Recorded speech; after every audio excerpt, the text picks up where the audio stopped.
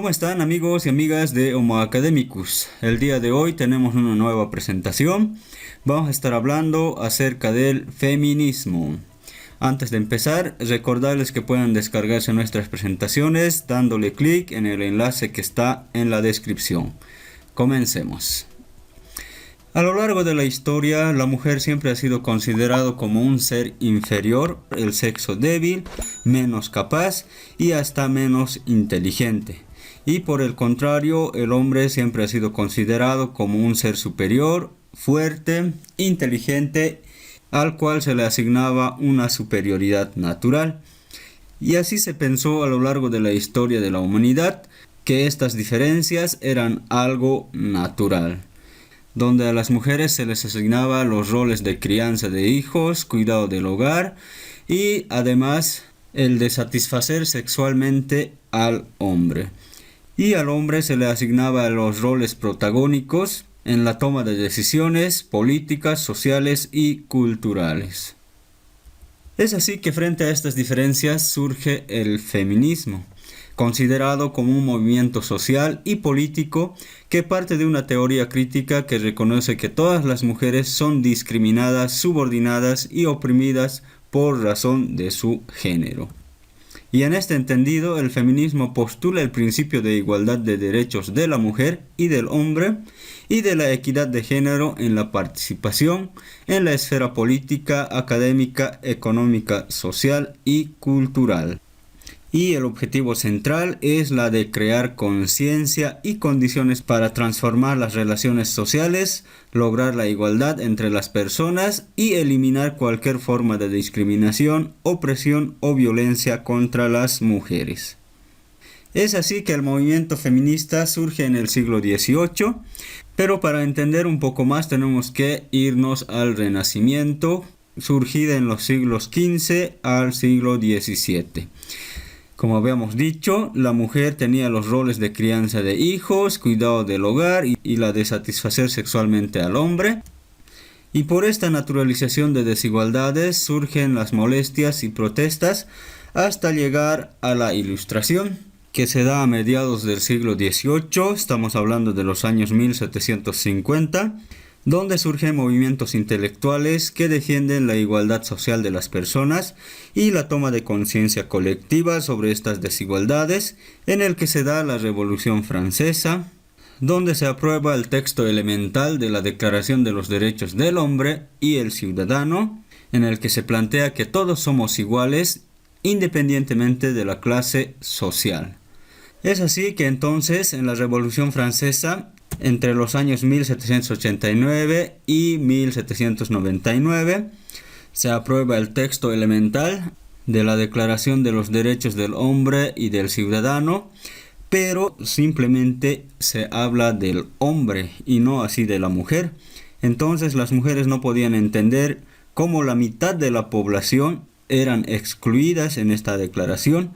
Es así que surge Olympia de Gouges, filósofa, escritora, dramaturga y política francesa, y escribe el texto de la Declaración de los Derechos de la Mujer y de la Ciudadana, en base a la Declaración de los Derechos del Hombre y del Ciudadano, reivindicando los derechos civiles para las mujeres y propugna la igualdad jurídica y legal de las mujeres, y además militó a favor de la abolición de la esclavitud.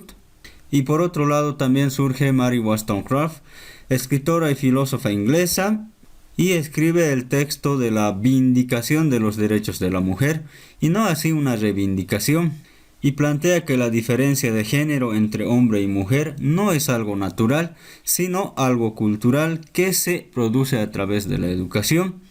Una idea muy revolucionaria para su época, y plantea la educación igualitaria y el orden social basado en la razón. Frente a estas declaraciones y planteamientos, las mujeres son reprimidas y encarceladas y guillotinadas. En el caso de Olympe de Gouges, es juzgada y guillotinada a los 45 años de edad. Y en el caso de Mary Wollstonecraft, muere por complicaciones de posparto por el nacimiento de su hija, Mary Shelley, y no está por demás que esta fue autora de Frankenstein. Después de ideas brillantes y revolucionarias, se crea el Código Civil francés, el Código Napoleónico, que exige a las mujeres actuar con obediencia a sus maridos y declara a las mujeres sin derechos políticos ni civiles. Un gran retroceso para entonces. Y frente a estas represiones y encarcelamientos, surge lo que es la primera ola del feminismo, que se centró en la obtención de igualdad de derechos, la igualdad en la capacidad de obrar y la igualdad de derechos dentro del matrimonio. Continuando con la presentación, tenemos la segunda ola entre los años 1960 y 1990.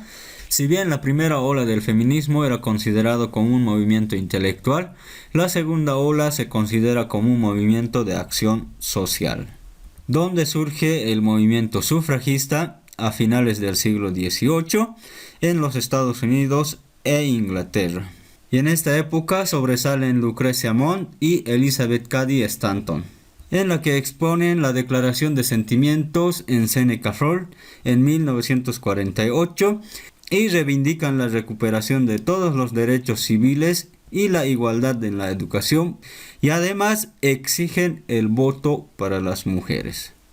Y es así que las mujeres comienzan a defender y reclamar sus derechos con manifestaciones, encarcelamientos, huelgas de hambres y hasta con bombas incendiarias frente a instituciones gubernamentales. Y estas manifestaciones y luchas por la igualdad de género se va a dar durante medio siglo, hasta lograr el voto para las mujeres. En Inglaterra en 1918 y en los Estados Unidos en 1920. Sin embargo, el voto solo era para mujeres blancas y mayores de 30 años. Y en este entendido, el movimiento sufragista era un movimiento de mujeres blancas y burguesas. Y es así que reaparece Sojourner Truth, esclava negra afroamericana, y por otro lado Flora Tristan, mujer socialista francés de origen peruana. Es así que Sojourner plantea la doble exclusión de las mujeres, primero por su condición de piel y segundo por su condición de mujer. Y Flora Tristan por su parte plantea la doble represión y explotación de las mujeres, primero por su condición de clase y segundo por su condición de género. Y es así que Flora Tristan va a decir que la mujer es el proletario del proletariado. Y por esta razón va a ser considerada como la precursora del feminismo socialista. Y si nos damos cuenta, entonces surgen dos ramas diferentes del feminismo. Por un lado, el feminismo que busca la igualdad de derechos y por otro lado, el feminismo que busca cambiar el sistema social. Y es así que se llega a la segunda ola, que aparece Simone de Beauvoir, filósofa, profesora, escritora y activista feminista francesa, y en 1949 publica su gran obra El segundo sexo, en el que remueve la conciencia colectiva sobre la situación de las mujeres y plantea con su famosa frase "no se nace mujer, sino se llega a serlo". Y Beauvoir va a decir que no es cierto que las mujeres se les define por su sexo biológico, sino por una serie de roles asociados y tendrá que cumplir estos roles para ser consideradas mujeres.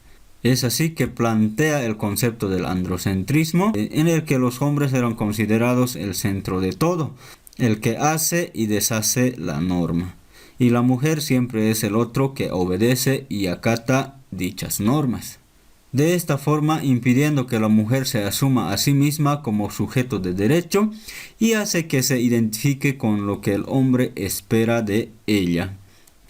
Y en este entendido, la segunda ola del feminismo estaba centrado en la igualdad de derechos jurídicos, legales y políticos, igualdad en el sufragio y los derechos de propiedad y el derecho en la reproducción. Ahora bien, llegamos a la tercera ola.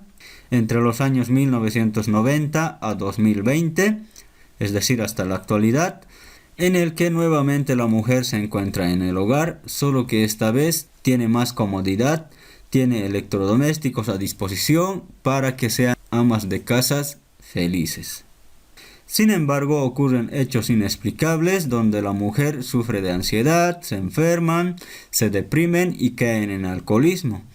en el que el sistema social se pregunta que por qué las mujeres tienden a sufrir estas enfermedades si las mujeres ya habían conseguido lo que es el voto, además tenían la comodidad de electrodomésticos. Y entonces a esto lo van a llamar el problema sin nombre. Y es así que aparece Betty Friedan, socióloga, psicóloga y líder feminista estadounidense, que en 1963 escribe La mística de la feminidad, en el que pone el nombre al problema que no tiene nombre y explica que las mujeres viven insatisfechas en un estilo de vida aparentemente maravilloso y se sienten priorizados de otros que de ellas mismas. Entonces Friedan organiza lo que es el movimiento NO, por sus acrónimos en inglés, significa Organización Nacional de Mujeres, y plantea mejorar el estilo de vida de las mujeres, centrándose en el ámbito personal y el ámbito privado. Y es así que surgen dos corrientes del movimiento feminista, por un lado el feminismo liberal y por otro lado el feminismo radical. Continuemos. Seguimos en la tercera ola y el feminismo liberal va a describir la situación de la mujer como una desigualdad y no como una explotación u opresión. Y va a buscar incluir a la mujer en el mercado laboral, en los puestos de poder y en los espacios políticos. Y por otro lado, el feminismo radical va a describir la situación de la mujer en el ámbito privado, es decir, en el hogar, donde va a decir que hay malos tratos en el hogar, hay desigualdad en las tareas del hogar y hay violencia doméstica. Y por esta razón el feminismo radical va a buscar eliminar el problema de raíz y este problema va a ser el patriarcado. Entonces va a plantear eliminar los imaginarios y patrones machistas, eliminar los certámenes de belleza que cosifican el cuerpo de la mujer y eliminar el sistema de dominación del hombre sobre la mujer. Ejemplificando estas dos corrientes del feminismo, vamos a plantear la famosa toma de selfie de las mujeres, que desde el feminismo liberal va a estar bien, en el que se piensa que la mujer está siendo liberal y además se está empoderando, mientras que desde el feminismo radical se va a hacer una crítica, va a decir que está bien que se tomen las fotos las mujeres y además están en su pleno derecho y libertad. Sin embargo, critican que esta acción reproduce los patrones patriarcales y machistas donde se cosifica el cuerpo de la mujer. Es así que entonces desde el feminismo radical se propone y crea centros de mujeres maltratadas, centros de defensa personal, guarderías y centros ginecológicos. Y en este entendido se llega a la conciencia de que no existe un solo tipo de mujer, sino varios tipos de mujeres dependiendo de cuestiones sociales, de clase, étnicas, nacionales o religiosas. Es así que surgen entonces los diferentes tipos de feminismo, los cuales son el feminismo negro, el feminismo postcolonial, los feminismos indígenas, el transfeminismo radical, el ecofeminismo y la teoría queer. Y en la actualidad ya se habla de la cuarta ola, en el que estamos viviendo una época de transición de la tercera ola a la cuarta ola del movimiento feminista. Bien, hasta aquí amigos y amigas de Homo Academicus, espero que les haya gustado la presentación. Recordarles que pueden descargarse nuestras presentaciones dándole clic en el enlace que está en la descripción. Y no se olviden de suscribirse al canal, darle me gusta y compartir el video en sus redes sociales. Hasta una próxima oportunidad.